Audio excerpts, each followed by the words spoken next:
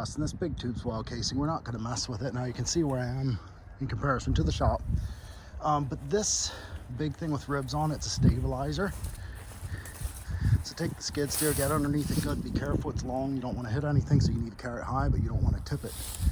This big thing with mud and the things like ribs on it, we call those ribs. And I want you to get that. And if you see any, the sun's glaring on my face, but if you see any others like that, you can grab them as well, but I don't see any others right now. Oh, here's one, right, here's one with ribs like that. Oh, there's a third one. So we have at least 3 of them. Actually, I might come out and measure that third one. I might break for a customer, but if it's still here. So those 3 need to be taken with the skid steer very carefully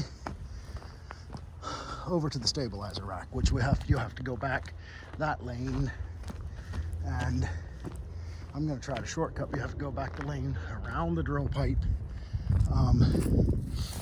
and they got nicely placed. And this is, we need to go through this inventory and write item numbers on them as well.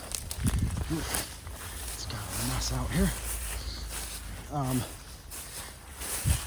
But it needs nicely placed onto the stabilizer rack back here. If I can stink and get to it. Not sure where.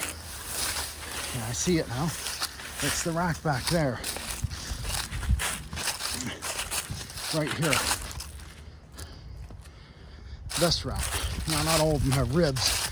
Actually, there's stuff on here that's not stabilizers. That shouldn't be, but you can see some of them have ribs. So this is where we're going with it. And lay it across there.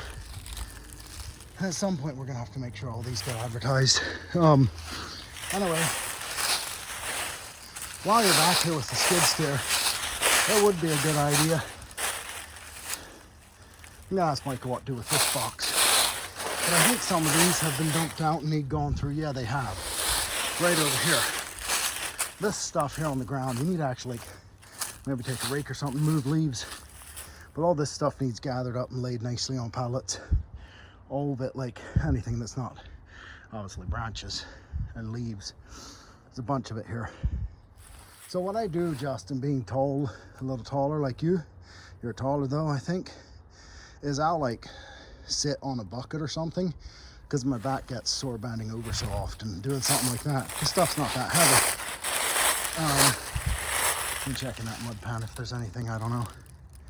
All right, and then take that pellet into the cable to where, and we'll get that advertised as well. Love you, bye.